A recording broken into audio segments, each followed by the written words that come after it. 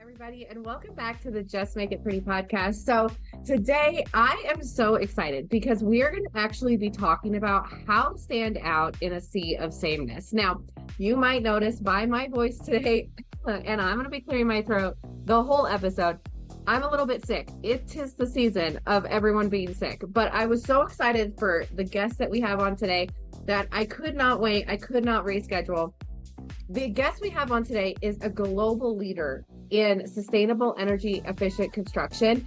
And he's actually found a way to really differentiate himself and his builder out of all the other builders in the world doing a lot of these same things. So I'm super excited to hear his insights and to be able to share that with you. So if you are interested in that as well, stick around and we'll get into it. Welcome to the Just Make It Pretty podcast, the marketing and mindset show for home builders and beyond. I'm your host, Sarah Haynes, and around here we go beyond pretty pictures and we get honest about what's working, what's not, and what it really takes to build better brands, better experiences, and better teams. You'll find creative ideas, practical strategies, and conversations that actually matter. I'm so glad you're here. Now let's get started.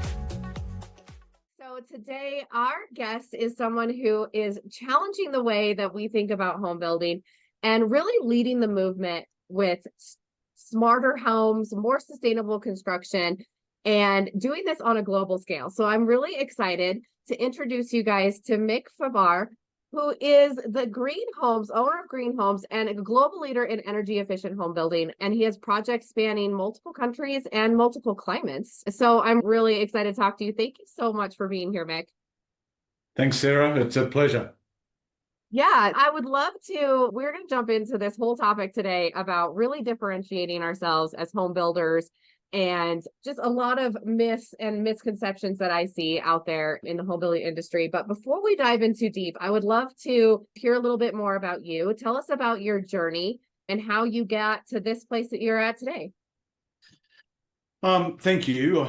It's a pleasure to be joining you today, and I'll try to give the short version of my journey. I don't want to waste everyone's time, but excuse me. But look, I'm a fully qualified master builder based in Sydney in Australia. And in the early 2000s, I was running my own regional building company. Traditionally, myself and my wife and a couple of project managers and support sales team, and we were building probably 30, 40 projects a year. And where we were operating at that particular time in the early 2000s, about 2003, 2004, there was a significant change in the growth of that location. In came the big guys, the national builders that were building rows of homes or just thousands of product options. They came to the location and just started building our business. Surprisingly, at that time, what I now know is what most builders think. I had a strong local business, local connections. We'd won business awards. I thought we would stand that local consumers would choose us and other local builders over the national guys. I was wrong. National guys just came in and wiped us nearly all out of the game. So the region that we were operating in we had, say, 10 really strong regional builders. And I think 6 or 7 years later, I was the only one that was surviving. But so what happened was, we were building 2 show homes in a location where there was a large development of lots, about 1,000 lots. And there was about 15 other builders building show homes. So it was a row of show homes. Everyone was going to open. And I remember I think the first point of major shift for me was I was standing in the street before we'd started construction, any of us, and standing there with all the other builders getting the intel from the developer about how to access the site and where they wanted us to come in and how we were supposed to run these building sites as a collective group. And I remember standing there thinking, okay, so there's 15 other builders here. We're all building 2 homes. So there's 30 homes. And we're pretty much all going to build the same thing, different facades and different finishes, and we're all going to stand out the front. Hypothetically, salespeople are going to stand out the front, or we're going to stand at the front and say, I've got the best home, the best price and the best quality, build with me. And I just realised at that point it was a race to the bottom. Like, we were never going to compete. And I'm not sure how the other guys competed either. When I looked around, and this very sincerely, one company was giving away a free Hawaiian holiday to anyone that signed a contract. Another company was giving away a free raffle. Every 10 homes they built, someone won a car. Someone else was giving away a $70,000 kitchen upgrade that was free. that was, and we all know that's hidden in the price. It was unbelievable. It was a real moment of, oh, it was an aha moment for me. Anyway, so long story short, my mother-in-law suggested to me when I was stressed about how we were going to perform, how we were going to win the clients, and we'd already seen a massive decline since the national guys had arrived. She said, "Why don't you build something green?" And I went, "Whoa, expensive and difficult. We're not going to do that. That was the default because that's the industry default. Expensive and difficult." I persisted. She persisted. I looked into it further and thought, yeah, maybe there's something in this. Long story short, did a heap of research. Obviously, came to the conclusion that we were going to build something green. So, jump forward. All 30 homes are finished in that show home street. We built 2 display homes or 2 show homes, and they were green, energy efficient homes. They had solar and they had batteries and they had double glazed windows and they were orientated the right way. And we did all that stuff, right? We did a lot of research. We redesigned the 2 homes that we were going to build. We scrapped those and we went with 2 fresh new designs. And we put a family of 4 in one home, and they lived there for 12 months. And what we needed to get from them was the data. So we needed them to fill out a sheet 3 times a day, and we had temperature monitors and bits and pieces. So we're getting data from those homes. And we opened the other as a display home, and that was a demonstration home as in a performance sense. I needed to understand how well do these homes perform if we get these things right. Mm-hmm. So jump forward, nearly immediately, our business just exploded. The very next year, we did 44 homes. Then we did 52. It just grew from that. I remember competitors, neighbouring builders saying to our sales team, we're only opening, I think, Wednesday afternoons, Saturday afternoons and Sunday mornings. And I remember, that's the same as everyone, but I remember salespeople going, "What are you guys giving away here?" So we just rebounded, and there was just all these people. And I remember just not really believing that it was going to last. I thought everyone was busy, but actually they weren't busy, and the national builders were building, or the large builders were building stuff for very low profit, and they're relying on volume. And the regional builders that were in that street were nearly broke. We were completely the other opposite of the spectrum. We were not competing with other builders, so we weren't getting price checked. We were winning 80+% of our contracts. So, and rarely, when someone didn't move forward, it was because their lot fell through, or their finance fell through, or their circumstances changed. We rarely, if any, and I know this sounds ridiculously unbelievable, but we rarely lost a client to another builder. We just all of a sudden were offering something that no one else was offering. So our business exploded, but the real insights came 9 months after the fact, where we did the cost tally for the homes that we built, and we're starting to get real live data from the home that was lived in. So first of all, the data was showing that the home was using 70% on average, 68 to 70% less energy than a normal home. When we compared that data with normal energy data, those homes were using less energy. They were maintaining the warmth longer in the colder months, and they were cooling quicker and maintaining a much more healthier living environment in the warmer months. So the data was compelling, and it wasn't just a little bit, it was like a major shift in the performance of the home. The next big thing was when we did the cost analysis per square foot, per square meter as we work here, the cost per square meter or square foot was nearly identical. When we removed the upgrades, the polished concrete floor and stone bench tops and the upgrades that you would have for a show home, when we just got it, but the costs were the same as what we were building previously. So the whole illusion around it costs more to build a green home just didn't exist. I was actually skeptical, or I thought maybe it's just this project. I can tell you that 100 projects in, we were running cost analysis on every project, as every builder does or should do, and we never got to a point where building green was expensive. If the design was right for the climate, orientation was right, the performance data was outstanding, brand grew from there. That was in 2006. By 2012, we franchised in Australia, the brand, just out of need. So we were getting consumers from other parts of the country wanting to build with us. Then we started getting builders that have seen our brand and wanted to tag onto the brand or use the brand. So franchising was an option that we considered. By 2013, 2012, 2013, we were covering most areas within Australia.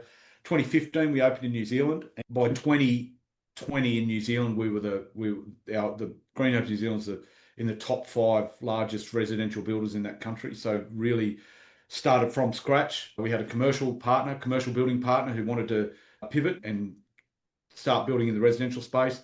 Opened the brand in both North and South Islands, and they're doing hundreds of homes now. And then in 2017, we got contacted by a builder in the US that wanted to utilize the brand in the US. And my first response was just go and find someone there that's doing it. I'm happy to share the information.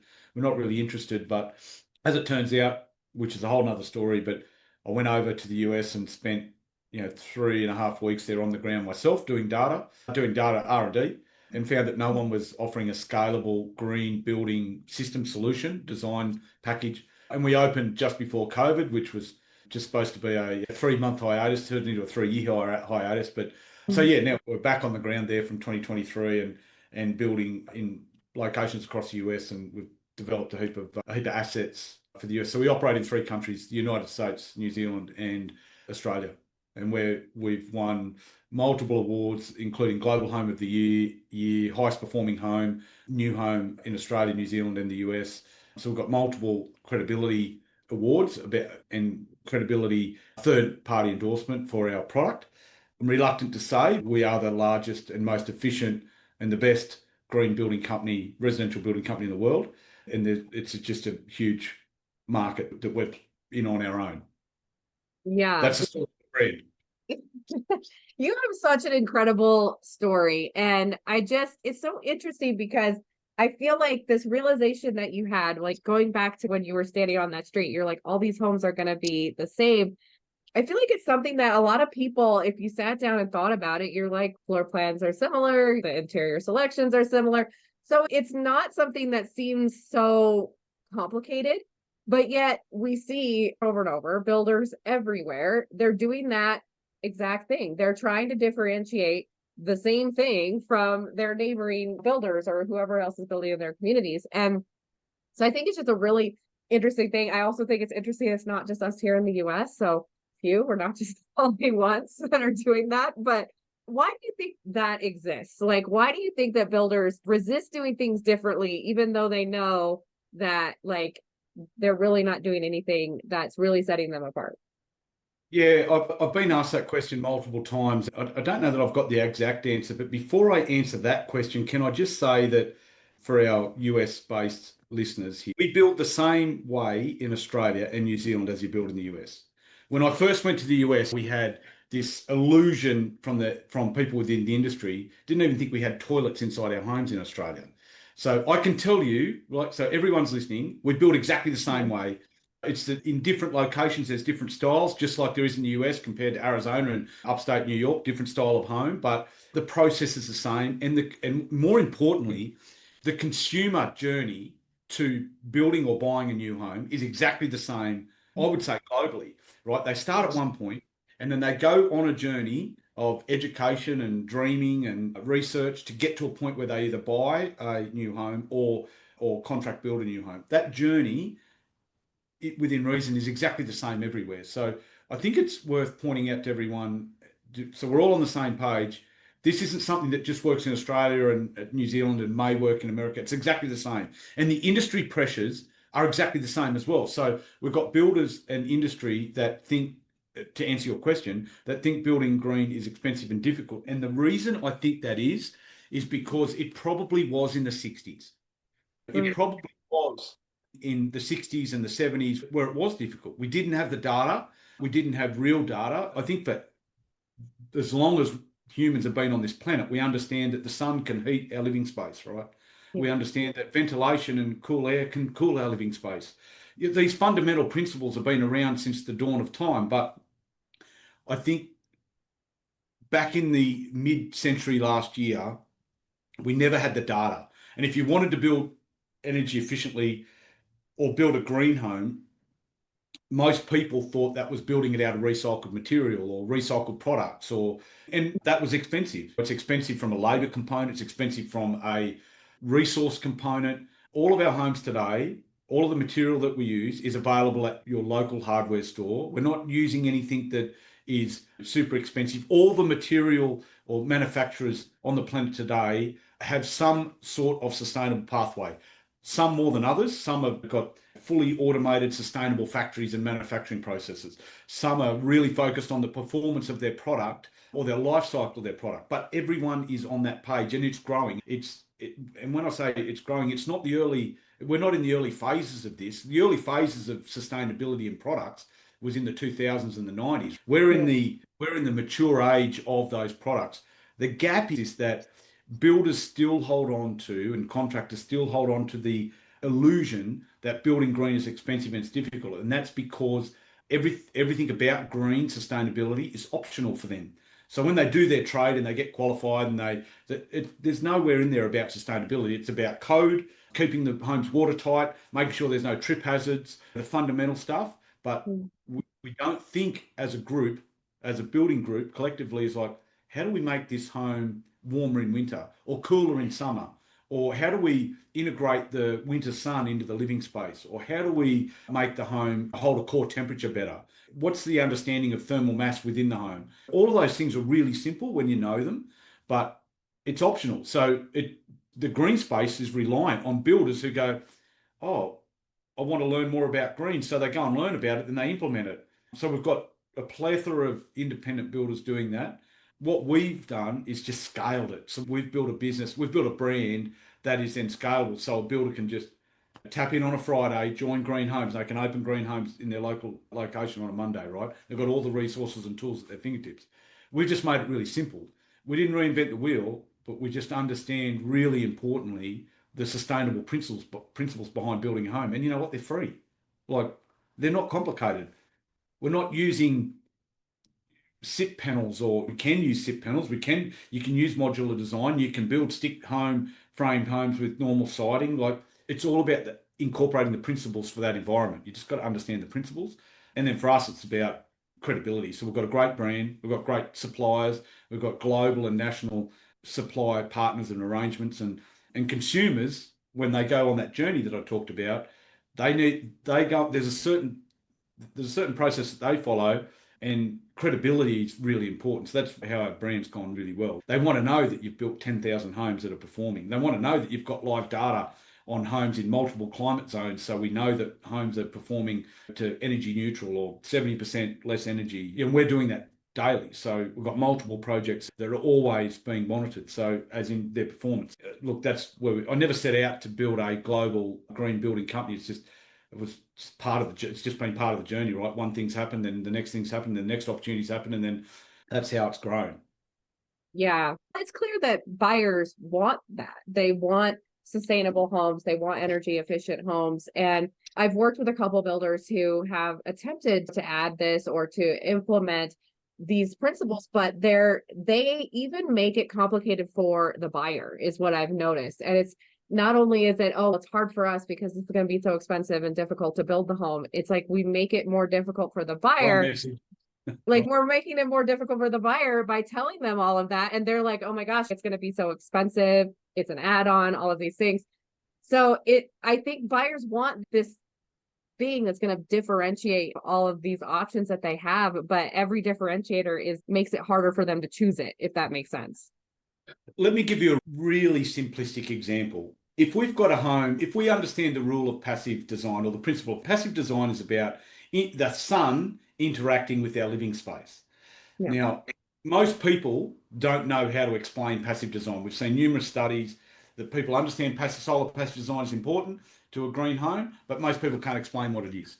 So I'm going to explain what it is. All it is using the sun to either heat or cool the home. So in a warm climate, say Arizona, we need to make sure that the sun in the summer doesn't impact inside the walls. We don't want the sun heating the home up. So we need to have the home designed so the roof overhang protects the windows, so the windows are at the right height and the right size to not let the sun in summer, and that the home is sealed or ventilated well enough so any heat that does get in, it remains cool. Likewise, in the winter, we need the sun to heat the living areas in cool climates. So we want all the sun that we can get in, and we want to retain that with the right amount of thermal mass. Concrete tiled floors or internal brick walls are important. If you've got too much thermal mass, the home will perform in reverse. So in a cool climate, we want the sun to come in, and in a warm climate, we want the sun out. We need to have designs that, one, the living areas face due south. In Australia, it's due north. We need to have designs that have got roof overhangs that are adaptable for the climate, and we need to have the windows in the right locations. So it seems pretty simple, right? None of that costs more money to build than a standard home. What I can tell you is you cannot build a home in Arizona and in Washington State or Canada the same design and expect it to perform the same. It won't perform the same. You've Yeah. got to make fundamental changes. But those fundamental changes, when they're made on paper by builders and designers that understand sustainability, they don't cost any money. It doesn't cost any more to build that home. Sure, start adding solar and battery and EV, and that costs more money, but that doesn't make a home sustainable. It doesn't make a home green. It just gives it a green energy source. Really importantly, we've got to change our thinking. Builders have got to think about, okay, this isn't complicated. We don't need to tell the consumer it's complicated either. The problem that we've got in the construction space is consumers it's not complicated to them, I can tell you. They know more than the industry, the building industry. And they go to a builder and they go, oh, the builder goes, oh man, this is expensive and I've got to add on all this stuff and it's going to be twice as hard to build. Consumer just tunes out. They just go and find another builder. And that's the cycle that's going on. Yeah.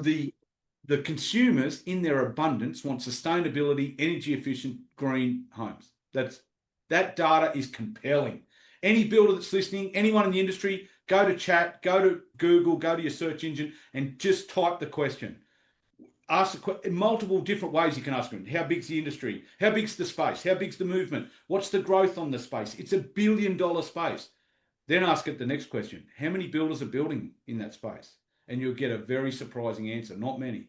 And that's because they think it's complicated and it's difficult. It's actually not. I'm not here to change the industry. I'm just here to do what we do. But the facts are the facts. It's not complicated. It's not hard. But you do need to have a couple of things. You've got to have a great brand. You've got to have great designs. You've got to have great understanding. And you've got to be able to develop consumer trust. Well, most builders can't do that in their business cycle, life cycle, let alone do it in a time frame to turn their business around in a couple of years. For us to get to this point, we're 25 years in. 25 years to get to this point where we've got this sort of credibility and understanding. Right now, today, 2025, this year, over 10,000 projects on our books across all three countries. So we've got significant data. I'm not saying it to brag. I'm just saying that's how well the brand's grown, but more importantly, that's how well we understand this space. We don't do anything else. We don't build normal homes. There is no such thing as a normal home to us. Every home should be sustainable. Different levels, of course, and depending on the design capacity and the climate, and budgets and inclusions, and upgrades. But this is all that we do. We've got multiple homes live feeding data to HQ in different climate zones. And this is fundamentally what I think builders are obligated to give their consumers. We should be thinking like this. We should be thinking, I'm going to build a home for these people. I need to build the best home I can for their budget. It needs to be sustainable, energy efficient, as energy efficient as it can, as healthy as it can. It needs to operate in that environment the best way it can. So I need to understand these principles and I need to incorporate those into that project. That's how we need to think. We don't think like that. So as an industry, we don't think like that. That's the differentiator. Any builder that's listening to us that wants to differentiate their business, giving away a free kitchen upgrade or a holiday raffle or a car raffle or coming up with a new design and going, I've just won a quality award at my local community event, that's not going to change your business. And that's not what people are looking for. Within your circle of influence, you might be able to get people to sign contracts. But if you want to scale your business and grow your business and have stuff coming in, it sounds like I'm trying to sell something. I'm not. I'm just, the facts are, this is about helping builders understand the change. They need to think differently. And this is what consumers want across America. Yeah. No, yeah, I think it's definitely true. I think the data does support what you're saying. People do want this. And I think builders just have a hard time communicating this to their customers. And I think part of it, like you said, is the builders themselves don't understand it. But how do you communicate to buyers everything that you're doing and how this is different and how this should be standard for them? Yeah, we're in a lucky situation. I think most of our buyers now are already on that page, but we don't have to educate them because that's why they're talking to us. When a buyer starts a journey and they've got, even if they can't verbalize it, but it's pretty simple, right? If you've got a brand that aligns with the moral compass or the vision of the consumer, you got a sale, right? Yeah. Consumers shop, our data shows consumers shop when they're buying a house. There's three major points that they fall in love. First, they have to fall in love with the idea of building or moving to a new location. That they have to fall in love on their own doing that. Otherwise, they won't make any effort to go and see a builder or do the research, right? So they have to fall in love with that idea. They have to start dreaming. Then the next point they have to fall in love, they have to fall in love with the concept. That's where we come in. That's where Green Home's brand comes in. They've got to fall in love with the brand. And part of that process is falling in love with a design and a concept and a vision of the way they want to live. And the third part of falling in love is falling in love with the builder that's going to build it. If any of those three things don't happen, that client doesn't build, right? What we see with stick builders or volume builders or track builders is that they've got it asked about, right? They've got it backwards. They want the consumer to fall in love with them at the front end. And that's great. And they've got salespeople that can give them donuts and cakes and take them out for dinner and all that. So that's not scalable or practical. If we've got builders that are dealing with consumers that they've already fallen in love with the process, all the builder's got to do is give the consumer confidence that they can deliver what the project that they want. On our website and through our platforms, we adopt a strategy called sales by education. We give away as much as we can. And how to build an idiot's guide on how to build a green home, green standard inclusions, update data on performance of our homes, whether it's energy efficiency or carbon reduction, life cycle of our home, all that. So we give that away. Consumers fall in love with it. All the builder's got to do is, I can build this home. Here's my price. This is how I'm going to do it. They don't need to overcomplicate it.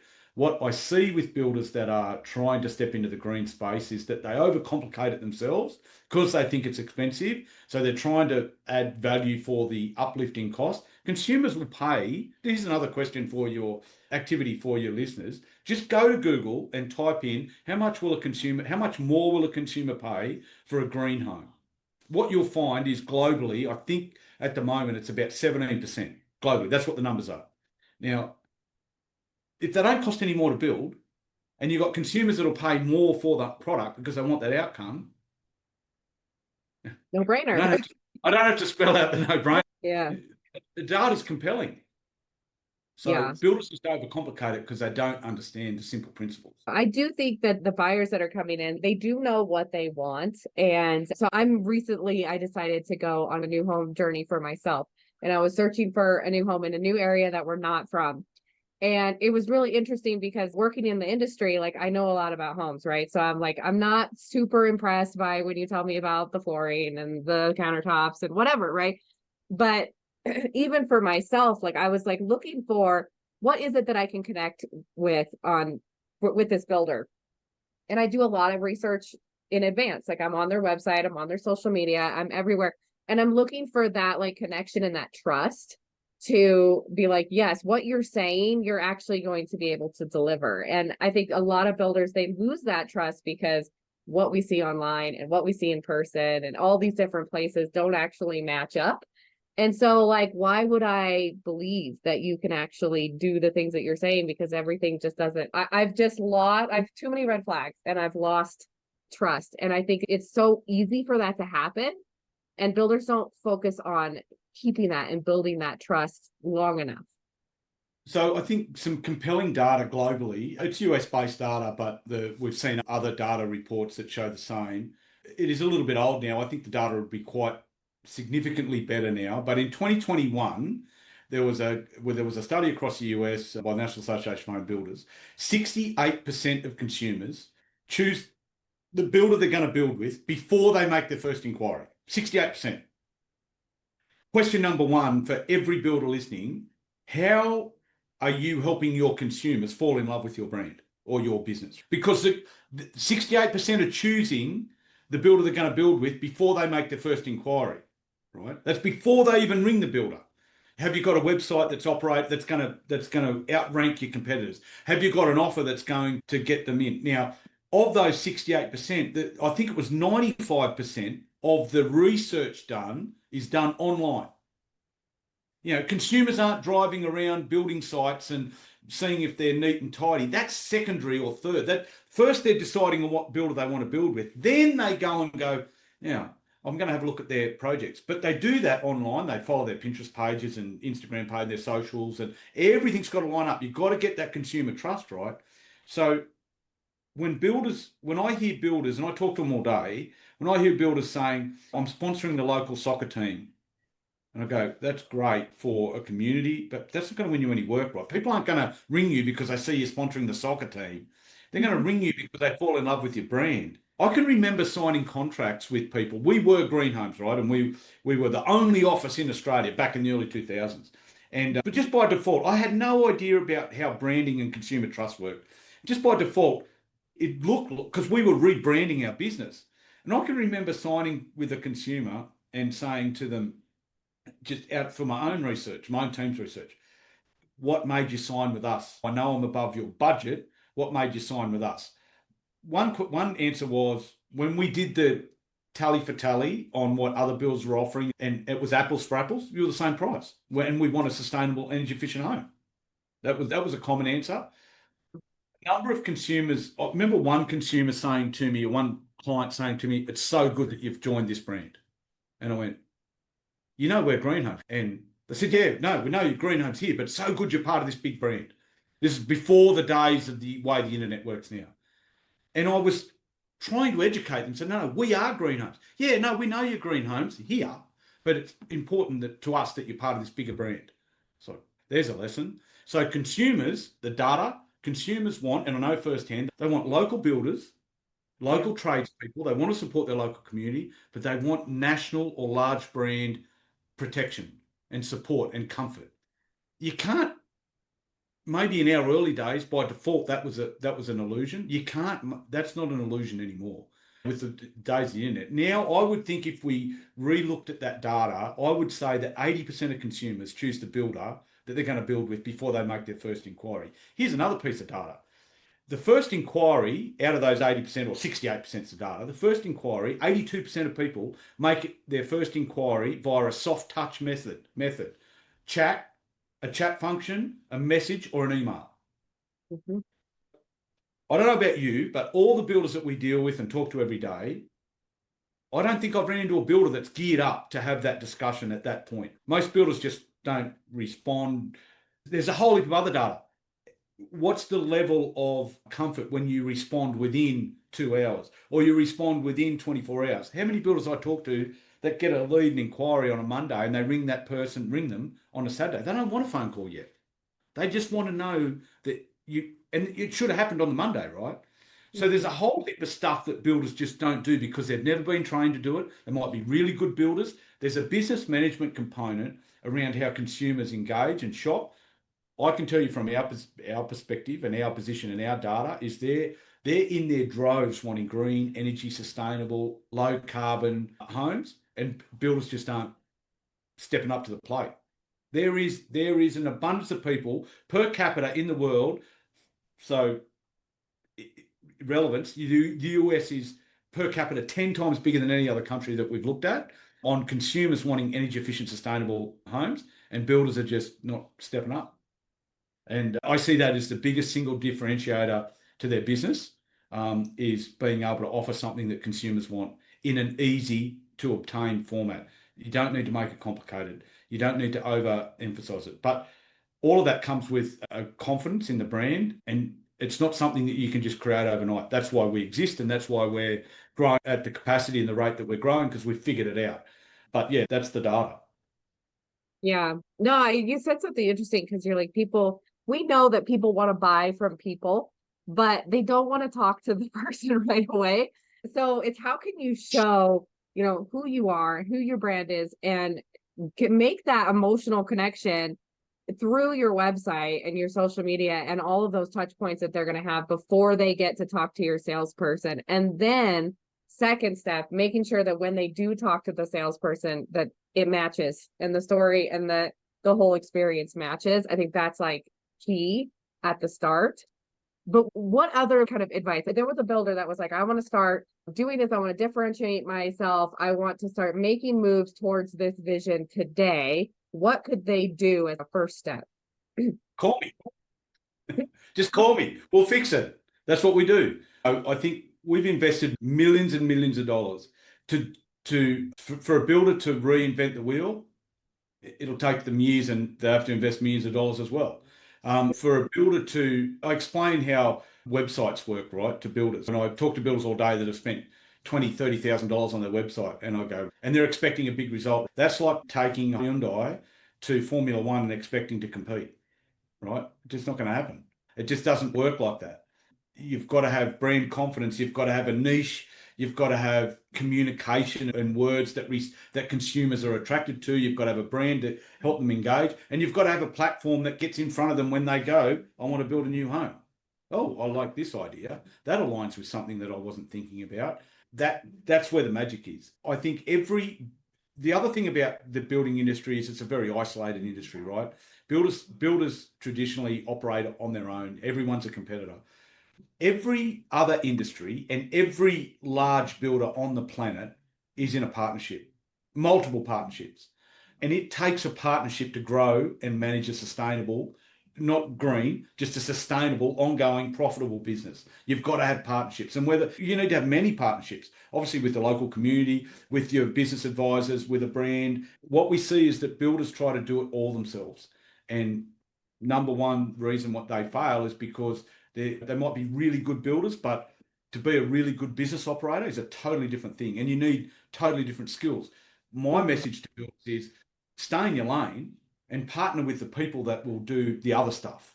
Just like you wouldn't hire a concreter to put your frames up or swing your doors or put your roof on, and you wouldn't hire a roofer to put your flooring down. You need specific trades. It's the same in business, but builders just don't come from that. They don't recognize that immediately. The ones that do and get it right are thriving. And that's where we come in. That's what we do. I've got multiple people within the brand that are specialists in those fields, right? That's what you need. Every successful business person on the planet is in a partnership of some kind, multiple. And builders need to change the way they think. That's the first thing. I think builders need to change the way they think from how they run their business and who they partner with and what they offer. I think that this is a bold statement, but I think if you're a builder and you're not thinking about sustainability, your business will be redundant by 2030. That's how fast this space is moving. The green space is just in front of the evolution of AI, and AI is making it worse and harder because the information that they want is at their fingertips, right? If builders don't make the shift and understand quickly and adapt, they will be redundant by 2030. Their business will be broken. Even guys that are building spec homes and selling them, you won't be able to sell those products. And consumers are awake up to that. Yeah, the industry is changing in so many ways, and AI is a big part of that. But I think builders right now are just like realizing that we're in this tough market and things are shifting. There's a lot of unknowns. And so they're looking for ways like, how do we shake things up? How do we change things? But like now's really the time, really, like this last year was really the time, but there's no better time than right now to start making those innovations. And I'm seeing a shift, which is great, but I always make this joke, like the home building industry is just like slow to innovate, and we're just like slow moving in that way. So it's just interesting to see how things are shifting now, and maybe this is the way that's going to right itself. I think that, tomorrow's a day too late. I think that builders need to think like that. Tomorrow's a day too late. Yesterday was better than today, and tomorrow's a day too late. To reinvent your business as green on your own will take years. To partner with the right green, if they're thinking green, we can partner with builders, or we're partnering with builders and turning them around straight away. The first thing they need to change is their thinking. Doing the same thing day in, day out and expecting a different result, right, is the definition of insanity. And as a building industry, we do that. That's how the industry works. Slow to adopt. Some say it's reactive. It's not even reactive. In 2019, November 2019, there was a Green Building Expo, the World Green Building Expo at Atlanta, which Green Homes was at. Let me tell you about that just quickly. That was in 2019. 502 exhibitors. And I remember when we were going to that expo, we were displaying. I remember going, we'll work out in America, who's who in the zoo now. We'll be able to find out who's doing what other green builders are doing. I was expecting that the World Green Building Expo would have a plethora of green builders. 502 exhibitors, one builder. That was us. That's a fact. Everyone else was either from a planning and resource or manufacturers. And you know what the funny thing is? Something that President Obama said when he did the keynote speech to 10,000 people. He said, we can talk about green building all day, but someone has to start building green homes. Exact words, or words to the effect of. Someone's got to start building them. What is missing is the quarterback. So if we've got a football field, up one end of the football field, we've got thousands and thousands, abundance of consumers that want energy efficient, sustainable homes. They're lined up over the hill and into the next territory, into the next state. At the other end of the football field, we've got product manufacturers, windows, flooring, siding, roofing, HVAC, all sorts of product manufacturers that have got sustainable products. And in the middle, the only person that can make that happen, that can bring these people together, the consumer and the product, is the builder. Unless the builder's the guy that's got to run the project. He's got to coordinate all the materials, get the design done for the consumer, right? Consumers can't buy the products direct. It doesn't work like that. We had a problem at that conference or that expo, 4 days. I had to fly 2 other people in. All of our material went in the first day. We had people lined up saying, we're trying to build a green home in Charlotte, in California, in Washington. Can't find a builder. I know what products I want to use. I want to use these windows, and I like this HVAC system, and I want to use this solar system, and can't find anyone that will talk to me. That was in 2019. It's just 10x since then. But that's the reality of the space. Builders are just head down, not even focusing, just doing the project they're doing right now, same as they did yesterday, last year before, last 10 years ago. That's how they work. The builders that are thinking differently, once they start thinking differently and appreciating that they need to change or they're not going to be relevant, that's when we start to see a bit of a shift. Yeah.